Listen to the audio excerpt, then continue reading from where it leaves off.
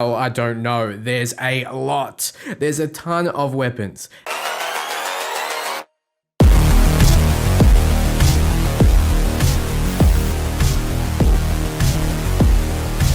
Hey guys, Dantix here, back with some more Cyberpunk 2077 news and information. In the wake of Night City Wire Episode 2, we've received a punk load of information about the game that just keeps getting better and better. If you haven't checked out my latest video on the tools of destruction, check it out as I cover a lot of things that others haven't. Today though, I'm going through how Cyberpunk has been confirmed to be a deeper role-playing experience than Witcher3, street racing, how many times you need to beat the game to see everything, bullet sponging, legendary weapons, RPG systems, limb targeting, the amount of weapons, life paths, and much more.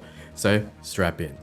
Which life path are you going to pick? This choice will influence the whole game, not just give you a unique prologue. You'll get unique dialogue based on your background. In one mission, you might use your corpo knowledge to suss out a corpo agent. You may use your street smarts to discuss shop with a gang member offering you drugs, or you might use your knowledge of lifestyle to understand how a convoy was being ambushed as the Nomad.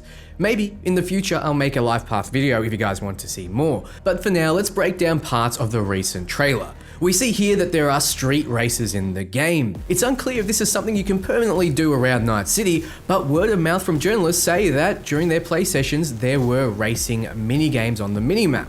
I just hope there's something similar to this. Like you expect, things go to hell in the Street Kid path.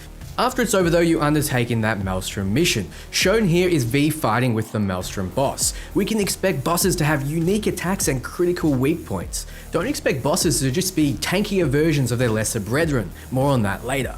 Then we take a look at the Nomad roaming the Badlands. This is a lot of what we've seen before, but this is an outcast looking for a fresh start in Night City after events transpire. However, we take a look at a new NPC here, a potential lady friend. Cheers, future lover. It's known that your life path can influence who you can date. Nomads are about tricked out cars and even lizards it seems.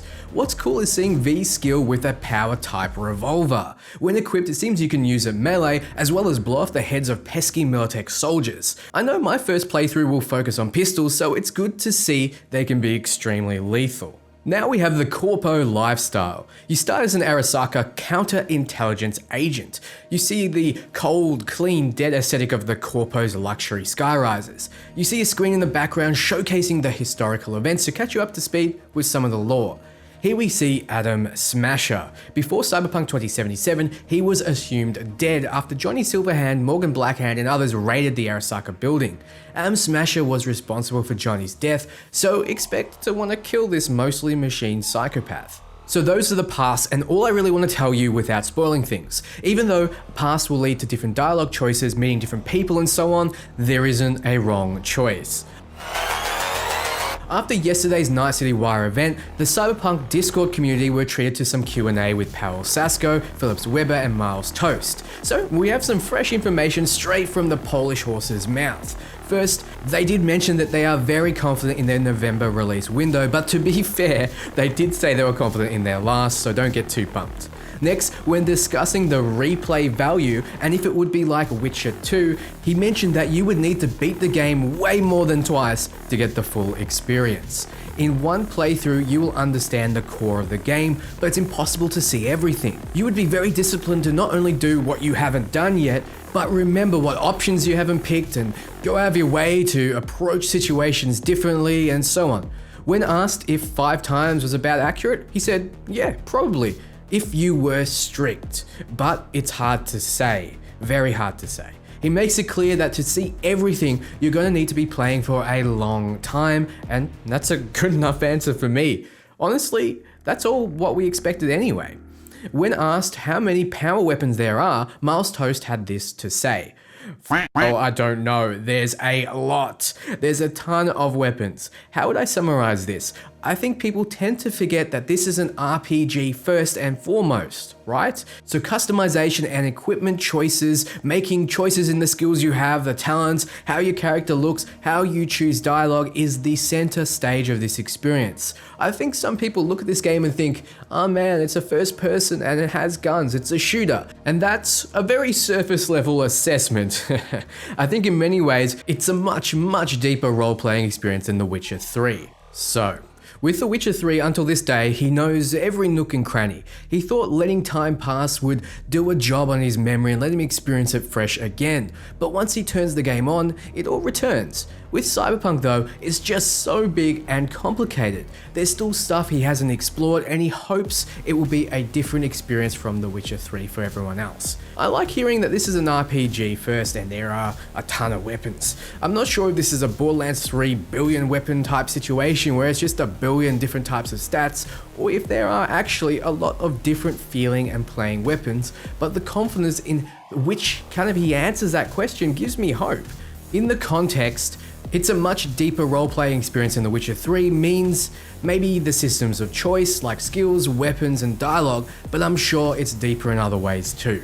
There's a scene in the Night City Y episode 2 where V is cleaning his gun in third person. Are you wondering if that's in the game? Well, it's called the First Equip, and it's a cool animation you get for a new item you've obtained. They spliced it up for the trailer, but yes, it's in the actual game. It's also mentioned that all the footage we've seen so far is from the first few hours of the game, and I can confirm this. I've already suspected this was the case with everything, but it's nice to know for sure. It also means that CD Projekt Red are doing what they can to reduce spoilers, but it also means there will be a ton more secrets left to uncover. All this information does is confirm the sheer scale of the game and reinforce what we already knew in our hearts. There was a comment that some of the streets seemed empty, but CD Projekt Red mentions that these cities can be dense depending on the time, place, and some random factors, so you can find some pretty empty places, but some others with bigger crowds. In a recent interview with VG24, CD Projekt Red addresses bullet sponging in games. Pavel Kapala says, "So in the core of the game, if we're talking about normal NPCs that you meet on the streets, they can have different rarities to them, I would say. Most of the NPCs that you will meet are just normal goons. And if you're continuing to level up, and if you're on the level of the enemy, you should never experience bullet sponginess. They will feel quite fast to kill and quite fast to engage. However, they're quite deadly as well, so you'll need to basically use cover and move around a lot. Some of the NPCs will be more armored or more, some of the NPCs would be like at officer level, so they're more elite enemies and deal more damage, but they'll also take a little bit more punishment. However, what we opted to do there is basically we ensure that hit reactions on our NPCs are always played. This is a big problem in most games that I've played that just have bullet sponges, that basically you don't see any type of reaction on the NPC as you're hitting them. It feels like you're literally shooting a sponge, like there's nothing there, and we wanted to never have that. So we'll still play hit reactions on those NPCs. You'll see that they're getting hurt, they'll stumble, they'll fall from your gunfire. So that's still there in place. And as far as boss fights are concerned, well, I think it would be best if players see it for themselves. However, I can assure you that we took the necessary steps not to have them feel like bullet sponges as well. This is all good to hear. Nothing is worse than release day division, where you have to pump 10 minutes of bullets into something to kill it, instead of it offering you a challenge beyond your endurance. Games that throw a lot of enemies at you that can kill you quickly, but you can dispatch just as easily, make for a fun gameplay loop where you're rewarded for skill and punished for being sloppy. Both takes punish you with a time loss, but bullet sponges really make you feel the loss, as even a win takes more time than it should. I'm excited to see just how they make the bosses not feel like sponges. In the 48-minute demo, they hinted at the Maelstrom gang leader having particular weak points on his mobile suit, so maybe that's something which will require cunning and timing. They mentioned the struggle with creating RPG mechanics around shooting. Getting progressively better with a weapon means you have to scale things in a genre that typically doesn't. So stuff like recoil, for example, it isn't a static variable anymore. Like the movement of your camera, the amount of spread that the weapons have, the charge time, the reload time, all those things need to suddenly be scalable and throughout the entire experience as well. So a lot of work went into the feel of those weapons. They didn't just want to go pure Mass Effect route where your reticule is like 1/4 of the screen when you start out. They found that when developing the game, they much rather scale recoil as the player can learn to control it, where a giant spread is a random chance that can frustrate a player. Spread will get better, but it won't be frustrating in the beginning. This means that as you get more proficient with a weapon, you'll get more accurate, but your weapon recoil will reduce significantly, possibly to the point you won't feel it. When it comes to destructible environments, Cyberpunk has that in droves. You'll see glass being shattered in bars or things like beer bottles exploding. They want us to feel like after a shootout, the place we're in is destroyed. There'll be a lot of destructible cover that you can get rid of to put your enemies at a disadvantage. You can also shoot through it with tech weapons. The enemies that you shoot always react to your bullets, so you won't see them sponge, but if you hit, say, a water pipe, water will start shooting out. This makes the weapons feel like the bullets have weight. This extends to nearly every object in the game as well. Speaking about enemies taking bullets, how they react is dependent on the power of your weapon. A small caliber pistol won't send an enemy flying across the room, but a grenade will and dismember that enemy along the way. When it comes to quest rewards, it's not like you finish one and you get rewarded for it. They didn't want that artificial type of game loop. It's more about you help an NPC and develop a relationship and they might gift you something. I briefly mentioned that legendary weapons exist and carry powerful abilities in the last video. Well, an example of how to get one is helping Meredith Stout. If you aid her and continue your relationship with her, you can get a certain legendary weapon from her because she rewards you as a character.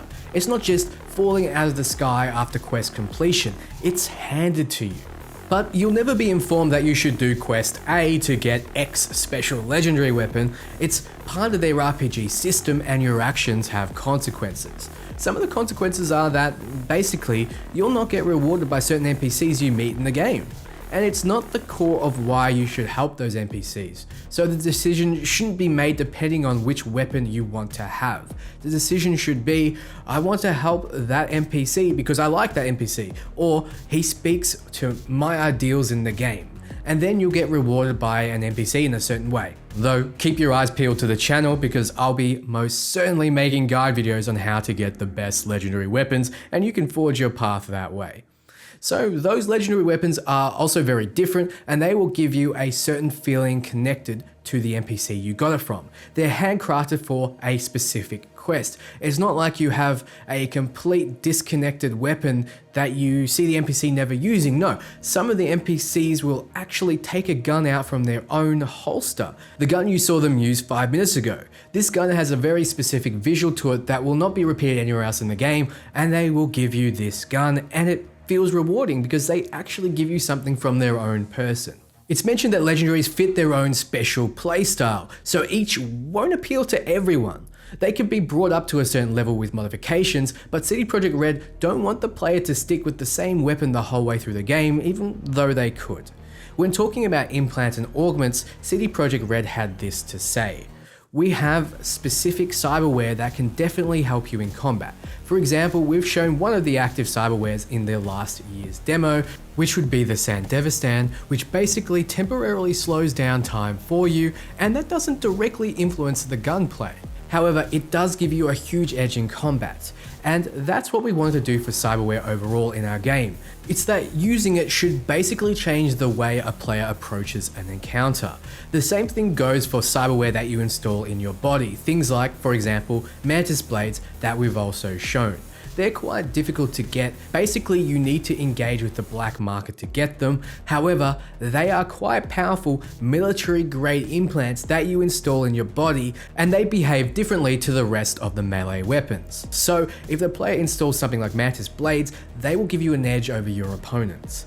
I mentioned this briefly in the last video as well, but you have to make a choice when it comes to augments. You have limited slots. In the case of arm mods, which we've seen, you can only have one. It makes sense because lore-wise, you're getting your arms completely rebuilt. So do you want the gorilla arms or the mantis blades? In terms of pros and cons when it comes to melee weapons, it seems you will have to sacrifice an arm slot for the blades, so they will be quite powerful. So a question was asked if you could play the entire game with a melee weapon or be forced to switch. Powell Kapala had this to say.